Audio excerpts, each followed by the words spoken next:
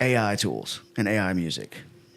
Do you have a Wait, thought on this? auto-tune. Do you auto-tune your people? Because I think that is really fascinating to me because do you have general thoughts on it? And the specific question is, it just seems like a really difficult problem for real life musicians to solve if quality music can be made from scratch with a prompt. Like that seems to be like a real problem. And there's some of them that I've come across that I will actually listen to, and I feel bad about it because it's like this isn't a person that made this. I want to support real artists, but I kind of like the song. I know. I've done that too. You know, I kind of like the I'm song wow, though. this was AI. You know, so what are your thoughts as a I person mean, who's been in the I industry? love technology. I think that as a somebody in the music world who works with live musicians all the time, I like music to move me, and I'd like to feel something from it. I've not heard anything AI that actually feels good. I mean, there's a lot of cool hooky things that AI might put out there, but actually, I can tell that it's like, okay, this is not like emotional. I'm not feeling any emotion or anything that would cause. You can because you're seasoned and you know I think what to hear, but a lot of people don't. The way that I do like AI is that sometimes a songwriter could just sit in their room and record a song on their phone and then put it into an AI program and spit out a demo,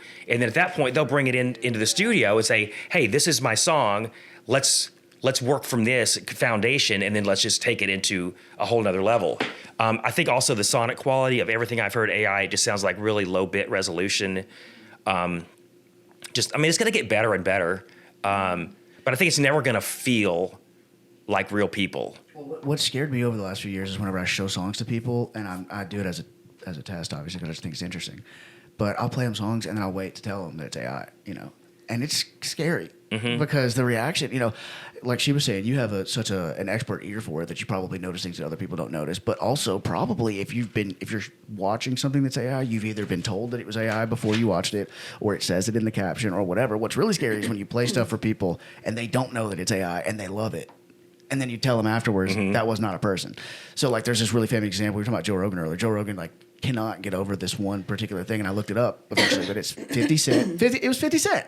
We talk about 50 Cent a crazy amount on the show, but 50 Cent, Many Men, and it was a like a 1929 very soulful version of it.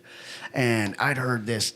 People made fun of him for bringing it up all the time, and eventually I just went and looked it up myself. It is incredible.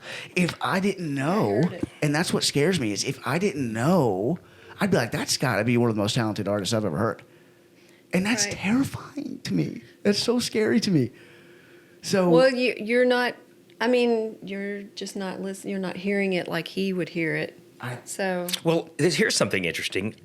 There's a guy that I produced a project for, probably like 12 or 15 years ago. And then he went back and he redid some of those songs with an AI program. And then he fed both of those songs, I think he said he fed them into ChatGPT, and didn't tell ChatGPT that one was an AI version and one was a version recorded in a studio with real musicians.